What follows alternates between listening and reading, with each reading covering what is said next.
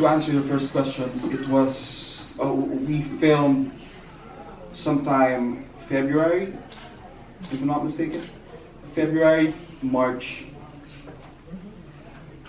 Second question. Wait, let me think.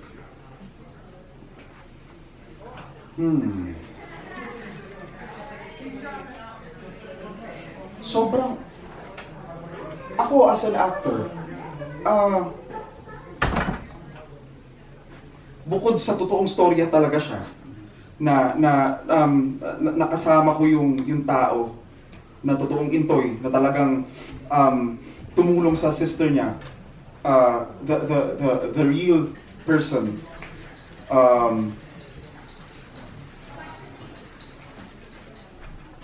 For him, napaka-painful eh.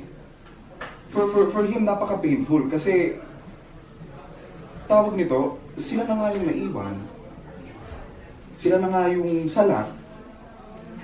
Sila pa yung tumulong. Di ba? Tapos, tinarantado pa sila. Hindi bumalik eh. Ganon nangyari siya sa totoong buhay. Nangyari siya sa totoong buhay. Though, tawag nito, 1 in a million lang naman yung ganong instance. Usually talaga sa Philippines, tumatanggap yung mga left behind ng tulong from people abroad. 'Di ba? Yung nag-abroad para magtrabaho. Usually sila talaga yung tumutulong. 1 in a million na scenario lang yung ganon. At kung tatanungin mo ako kung it felt real, kung totoo bang may ganong norm doon sa isla na yon, I think wala. How about sa Pilipinas? Sa Pilipinas, ang tumutulong yung nasa Pilipinas, tinutulungan yung nasa abroad. In different ways, in many ways. In some other ways. In some other ways, not financial. Oo naman. Oo naman. Akala ko yung kagaya lang nung sa film. Oo. Oo naman. Kagaya ng example. Dito ko. No, they're gone. Dito ko. Tawag dito. Talagang hinaan ko yung boses ko. Hindi niya ko marinig. Yung dito ko. Tawag dito. Nung mga unang niya dito, unang mga buwan, taon, lungkot-lungkot niya. Ang lungkot-lungkot niya. So kami, bilang mga pamilya na doon, naiwan sa Pilipinas, tawag ito, in relation to sa sinasabi mo, ang tulong na pwede namin ibigay sa kanya ay companionship virtually. Virtual companionship. Ayun ang mahalaga eh. Yung nag-a-adjust pa siya sa time zone. Umaga dito, gabi doon. Nagtitiis talaga kami. Nagtitiis kami. Tatawagan namin siya. Just so he won't feel alone. Ayun. I think more than any financial support, I think that's what's important eh. Yung hindi mo maiparamdam dun sa tao na malayo siya.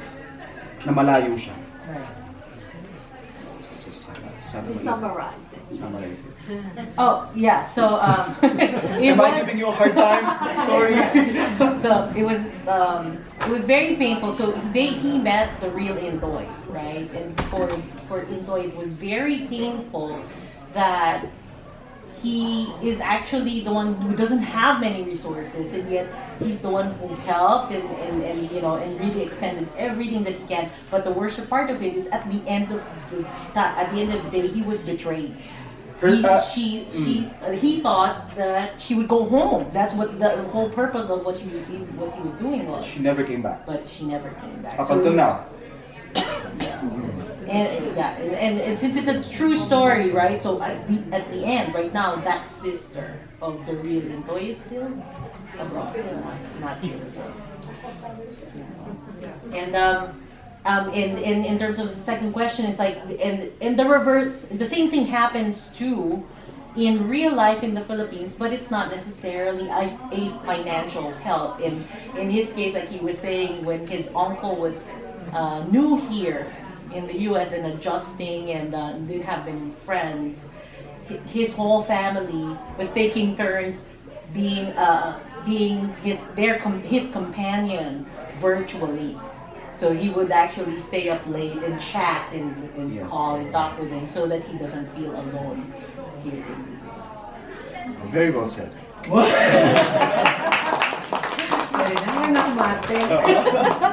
Yes. I Can think I have one last question? One last question. Yeah, because we have only half an hour for tonight. First, my question is, how do I get hold of this movie? I'm sorry. And then, How do you get hold of this movie? How can you watch it again, Oh, right? yes.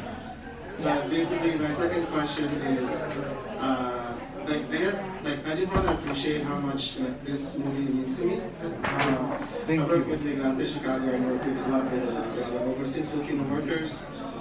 I work with Migrante Chicago, and I work with a lot of overseas Filipino workers. And I think this kind of movie really sheds light on the family, the struggle of a migrant, what it takes for one person to come, to another country. And so this kind of film is really important to me. And so I really want to get a hold of it. But also my question to you is, how do you, what is the importance of this movie? The things that you, because I've also seen Panty Sisters. Oh, really? Oh, wow. Yeah. Iba ako dun, no? And I think, in your movies, there's a lot of message behind them. I guess my question is what kind of message can you give this room, especially this room, because we're celebrating Filipino American Month. There's a lot of influential people here.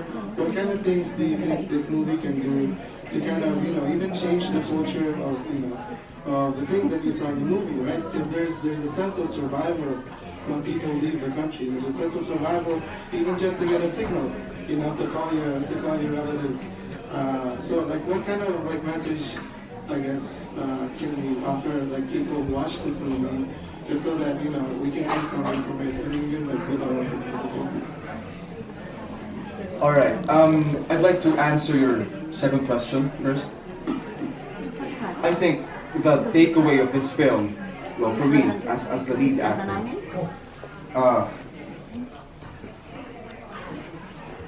don't forget to look back where you came from.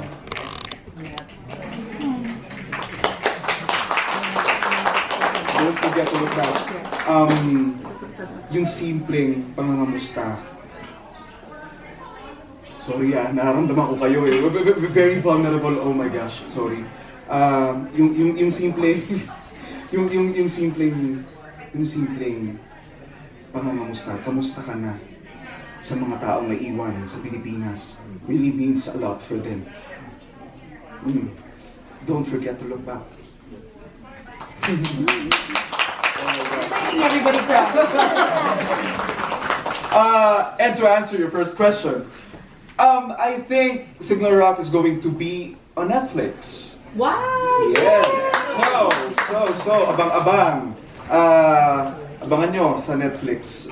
I think malapit na. Anytime this year. I guess. Okay. Or if it won't be on Netflix, you can always ask Sophia. Screen this again. Okay. Thank you. Thank you so much. Ang saya ko Thank you, everybody. Thank you. Before we end, I just really want to make a shout out to everybody who was here. Asian Pop-Up Cinema Sophia, thank you. Thank you. Filter folks. PMAC, great supporter of us. PMAC right here in front. Panalo Co. and Baltasar Global Group, are you guys here? Yay, thank you. And ISPA, don't forget, there's a lot of partners, so please grab a flyer. And thank you, Migrantes, Sir Kapintig, PACF. And I can't mention them all, but thank you very much for joining us. There's food outside and drinks, so don't leave. We've got more. And one more thing, we have to thank our venue host, Adia from Sage, and giving us this Thank you. and the gallery space. Okay, So we should go outside if anybody want photo or anything. Let's go outside so that we Saya! Tingin tayo. Salamat. Right, oh, I'm right there. I'm right there. I'm going there.